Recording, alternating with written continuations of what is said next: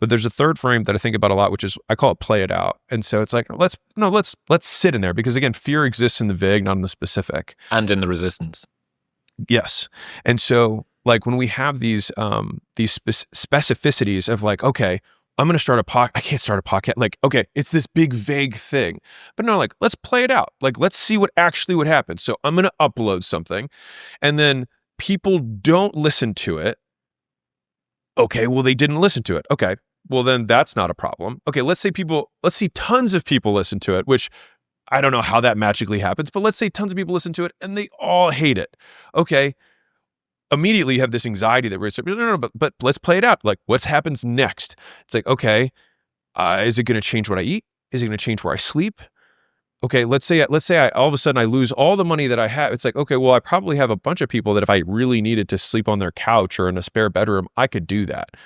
Okay, so I'm not really going to be homeless. And if I really didn't have enough money for food, I can go to a homeless shelter and get food, right? So it's like, wait, so my worst case scenario is like, I have shelter and I have food and I'm still breathing air. So that's the downside. And so there's this catastrophizing that because our brains are meant to keep us alive. We literally think if we fail, we die. Like everyone will ostracize us from the group and we will be alone and die. Yep. And so just actually playing it out, not one step, but like 2 more steps after that, you're like, okay, so my actual downside risk is nothing, but my upside is everything I've wanted. And even if I'm at 50% off on that, it's still worth the shot. In other news, this episode is brought to you by Momentous. If your workouts feel flat, your recovery's slow, or you've just been feeling off, it might not be your training plan or diet. It might be something a bit more boring, like your testosterone. So if you're not performing well in the gym or the bedroom, or you just want to improve your testosterone naturally, Tonkat Ali is a fantastic research-backed place to start. And when it's stacked with zinc, this can make a huge improvement in testosterone, strength, recovery, and energy, which is why I'm such a huge fan of Momentous's zinc. It supports testosterone, it boosts vitality, and helps keep everything running like it should. And if you're still unsure, Momentous offers a 30-day money-back guarantee, so you can try it for 29 days, and if you don't like it, they will give you your money back. Plus, they ship internationally. Right now, you can get a 35% discount on your first subscription and that 30-day money-back guarantee by going to the link in the description below or heading to livemomentous.com/modernwisdom and using the code modernwisdom at checkout. That's livemomentous.com/modernwisdom and modern wisdom at checkout. Have you heard Ferriss's idea, the world rewards the specific ask and punishes the vague wish? I like it. Sick. Very Ferriss. And it's getting to this point here, which is fear exists in the vague and it exists in the resistance. Going back to the single greatest skill you can develop is the ability to stay in a great mood. The same. Actually, so I've given this a huge amount of thought. So like, what makes something hard? Like just in and of itself, like what actually makes something hard? And so if we think about this as an aversive stimulus or a negative stimulus, then you have, because habituation happens on both sides. And this is what I think is so fascinating, because it's like, okay, well, I wanted this big thing to happen. I wanted the Rolls Royce. I wanted the Ferrari, whatever, saved my whole life. And here I am, right? And I was happy for a week. And then all of a sudden I got used to it, right? So I was like, why can't I habituate to the suck, right? Why can't I habituate to the suck? And the thing is that you do. The only thing is that what makes the suck keep sucking is what makes punishment effective, which is increasing intensity and variety. And so if you want to effectively punish someone, you can't just keep punishing them the same way. You have to increase intensity and change how you do it. And the beautiful thing is that life doesn't fight fair. And so life will change the intensity and will give you more variety. How many times have you been like, I didn't know life could suck in this way? Like, like this is a new one. Wow. Like you spin the roulette of life and you're like, oh, here's another one that sucks. My dick was kicked from another angle. Yeah, congratulations. Had no idea. And so in thinking about that, it was like, okay, I think the reason that the hard persists is because the nature of the currency that you pay or that you exchange for the thing that you want changes. Because in the very beginning, you basically have to conquer your friends and family who tell you that this might be a bad idea. Okay, fine. You get over that. And then you have to conquer yourself in the most basic level of I have to do something. Okay, so you start taking action, you start learning how to learn stuff, which is learning through failure and learning through do. So you start doing that and you realize you're not going to die if you fail. Okay, then after that, then it's like, okay, but then now you have this dramatic skill deficiency, right? So you have to very quickly level up in a ton of different things in whatever domain you're in, right? And then that has many failure loops that have we habituated to failure No, it's too generalized. So the failures that occur are specific, and so it's just like, oh, I didn't know I could fail in this way, right? Like we had an event. So we hold an event at our headquarters like monthly, and when people come out, I remember it was like 3 times in a row there was this thing at the front desk that got messed up, and I was like, how? Like it was the can thing. I was like, how? Like, how? Right? And I swear to God, I got the message back, and they said, well, the system messed up in a different way this time.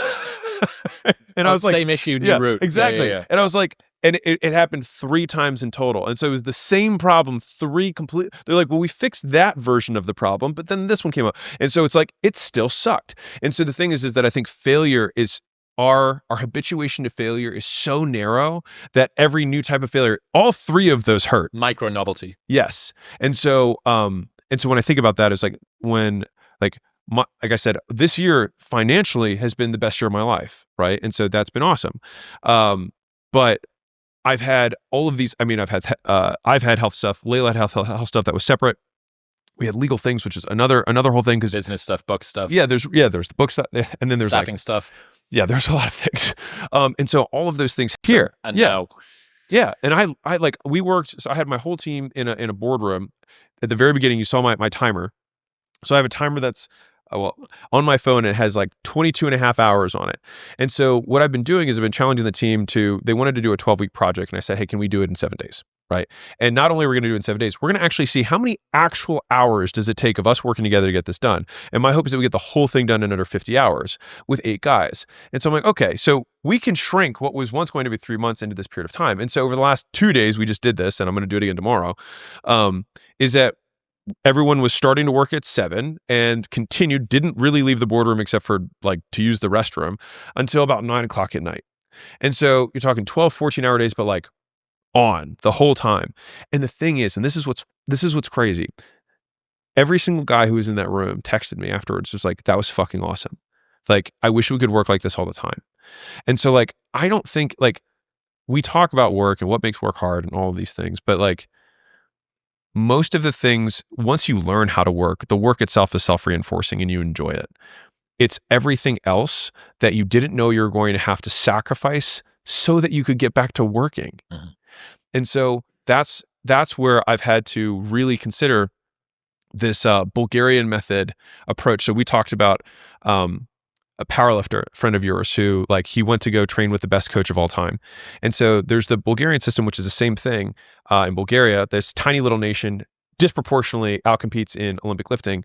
And the way that they do it is they have a system which basically just breaks everyone who does it, except for the one person who can sustain it, and he becomes champion. Yep. And so I actually see business, unfortunately or fortunately, very similar in a lot of ways, which is that the path, the science of achievement is fairly straightforward, right? Like, you have to pursue high leverage opportunities, and that is the working smart. And then if everyone is working smart, then the only thing left that you have to compete is working hard, right? Because people say work smart, not hard. Only works when you compete against dumb people. Like, my competition is smart and they're also working hard. And so we both have to work hard. And so that price, though, has been something that I've been staring at for myself, because I've never had the aspiration of being number one. I've, for at least for me, it's not in my DNA. I haven't had that desire to be the richest man in the world. Not something I care about. And so then it's getting into, okay, what's the sweet spot that maximizes enough where I can actually start looking at some of these other preferences that I have and say, you know what? I am no longer willing to make that trade. And the other part of me, we talked about lame earlier, like, the coffee, made your week. Mm-hmm. To the same degree, like, this is enough for you? Yeah. And I've actually had a very, I would say, disdainful almost take when I would hear somebody who, okay, take this, fine, I'll just take this, whatever you want. Someone gets to a few $1 million a year and they're like, that's it. I made it. And I have to fight against this. This is what I'm working on. I see that and I'm like, out of the game. Yeah. Like, he's out. Yeah. Done. Like, quit too soon. Yeah. Yeah. Like, there's so much juice left to squeeze. Right. But then it's like, well, I'll give a micro example of a sacrifice that I've chosen to reverse, which is that I love training. I love working out. I've been doing it. It was my first love. The first thing I ever liked, like really got obsessed with. And over probably the last, however many years, I still obviously trained. I was still, in shape, but my training was, sometimes 2 days a week, sometimes 3 days a week. It would be, 60 minutes, maybe 90 if I got lucky. And I had this realization, it was during this year, 2025, where I was like, I have all this fucking money and I can do whatever I want. And I was like, and I can't even have my workout be as long as I want it to be. And so I basically made a rule for myself that I will not work out if I am rushed. That's the deal. And so I will work out for as long as it takes to work out. And that's that. And so that means that if my workout takes 2 hours or takes 2.5 hours, or I'm with a friend and it takes 3 hours because we're just like talking between sets and having a great time, there are 3 things in this world that bring me joy. Working out with somebody that I like, eating food with somebody that I like, ideally after I worked out, and writing. The 3 things that bring me the most joy in life. And I was like, why am I sacrificing one of the only 3 things in this world that I know that I enjoy to get something that I hoped would buy me the freedom to work out as much as I wanted whenever I wanted? And so what are the things that I put on the altar of the success? So what are the things that I sacrificed for this God of achievement? And I was like, this one I'm not willing to sacrifice anymore. And so I think part of the reason that like has been a lifeboat for me, or a life raft, while this kind of worst season has happened, it's like I put on like 20 pounds of muscle so far this year because I've been able to I've been using that as a really wonderful outlet. And I was like, man, and I'm focusing more on this. Like my training partner every day, I'm like, dude, thank you for doing this with me. Like this is awesome. Like this is great. Like I've won the day. Like if I did nothing else, I get to the end of the day and I'm like, I crushed this workout. And that's enough. It's a big pivot, dude. And it's one that I think everybody that's driven by the sort of hatred of past self, whip yourself into submission, Puritan work ethic thing will inevitably come to realize after a time. There may be some outlier for whom their capacity for discomfort and for sacrifice is literally greater than the duration of their life. Yeah. They would have got there eventually. They just died first. Yeah.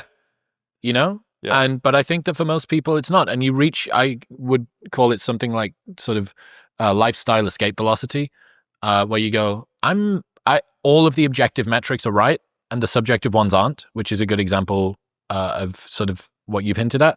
And you go, how can I assume that the solution is fixing subjective metric problems with more objective metrics? And I'll say this for anybody who's in the season where like, listen, you're 22 years old and you're like, I need to work my face off. You do. You need to work your face off. But the thing is like there will get to a point